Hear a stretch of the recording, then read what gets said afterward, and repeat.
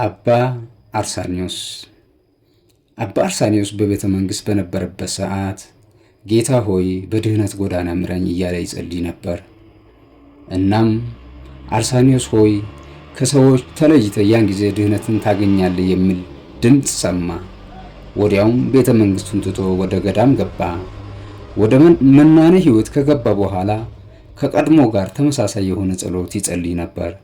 ያን ጊዜም ከሰማይ የመጣ ድምፅ አርሳኒዮስ ሆይ ሽሽና በአርምሞ ኑር፣ ዘወትር ጸልይ፣ እነዚህ የንጽህና መገኛዎች ናቸውና ሲል ተናገረው። አባ አርሳኒዮስ በበዓቱ እያለ አጋንንት መጥቶ ያውኩት ነበር። ደቀ መዛሙርቱ ከሄዱበት ተመልሰው ከበዓቱ ሲደርሱ እንዲህ እያለ ሲጸልይ ሰሙት። እግዚአብሔር ሆይ አትተወኝ፣ በፊትህ መልካም የሚሆን ምንም ምግባር የለኝም። ነገር ግን ስለ ቸርነት ስትል መልካም ነገር እንዴት እንደሚጀምረው ግለጥልኝ። አንድ ጊዜ አባ አርሳኒዮስ በሕሊናው እየተመላለሱ ስለሚያስቸግሩት ክፉ ሐሳቦች አንድን አረጋዊ የግብፅ መነኩሴ ሲያማክረው አንድ ሌላ ወጣኒ መነኩሴ ተመለከተው። ያም መነኩሴ በጣም ተደንቆ አባ አርሳኒዮስ ሆይ በላቲንና በግሪክ ትምህርት የበሰልክ አንተን የመሰልክ ሊቅ ይህንን ማይም ገበሬ እንዴት ስለ ፈተና ትጠይቀዋለህ? አለው። አባ አርሳኒዮስም በእርግጥ ላቲንና ግሪክ በሚገባ ተምሬአለሁ፣ ነገር ግን የዚህን ገበሬ መንፈሳዊ የፊደል ገበታ ገና አላወቅኩትም ሲል መለሰለት። አባ አርሳኒዮስ እንዲህ ብሎ ነበር፣ እግዚአብሔርን ከፈለግነው ራሱን ይገልጥልናል፣ አጥብቀን ከያዝነውም ከኛ ጋር አብሮ ይኖራል። አባ ማርቆስ አባ አርሳኒዮስን ለምን ከኛ ትርቃለህ ሲል ጠየቀው። አባ አርሳኒዮስም እንደምወዳችሁ እግዚአብሔር ያውቃል፣ ነገር ግን ከሰዎችም ከእግዚአብሔርም ጋር በአንድ ላይ መኖር አልችልም። እልፍ አእላፋት መላእክት በአንድ ቦታ ቢኖሩም ሐሳባቸው ግን አንድ ነው። ሰዎች ግን ሐሳባቸው በቁጥራቸው ልክ ብዙ ነው። ስለሆነም ከሰው ጋር ለመኖር ስል እግዚአብሔርን መተው አልሻም አለው። አባ አርሳኒዮስ በተጋድሎ ውስጥ ለሚገኝ መነኩሴ የአንድ ሰዓት እንቅልፍ በቂ ነው ይላል። በዕለተ ዓርብ ምሽት ለታላቋ ሰንበት ለመዘጋጀት ሲል ጀርባውን ለፀሐይ ሰጥቶ እጆቹን በመዘርጋት ወደ ሰማያት ያለማቋረጥ ይጸልይ ነበር። አባ አርሳኒዮስ የሚያርፈው ፀሐይ በፊት ለፊት በኩል ብርሃኗን መርጨት ስትጀምር በቀጣዩ ቀን ብቻ ነበር። አባ ዳዊት አንድ ጊዜ አርሳኒዮስን የነገራቸውን ታሪክ እንዲህ ያወጉናል። እርግጥ አባ አርሳኒዮስ ይህንን ታሪክ የተናገረው ለሌላ ሰው አደረገው ብሎ ነው። በእርግጥ ግን የታሪኩ ባለቤት ራሱ አባ አርሳኒዮስ ነው።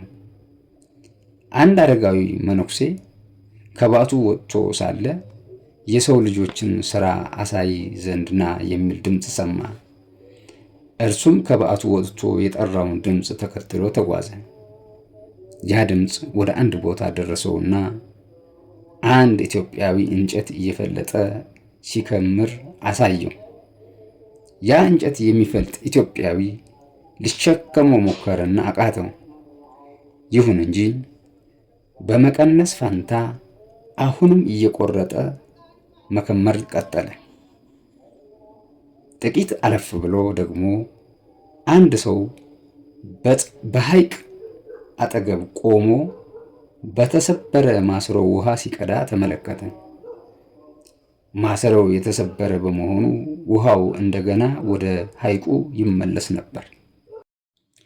ያ ድምፅ በድጋሚ ና ሌላ ነገር ደግሞ አሳይሃለሁ ብሎ ወሰደው። በአንድ ስፍራ ላይ መቅደስ አሳየው። ሁለት ሰዎች በፈረስ ጎን ለጎን ሆነው መጡ። በትከሻቸውም በትራቸውን ጫፍና ጫፍ ላይ አጋድመው ይዘውት ነበር።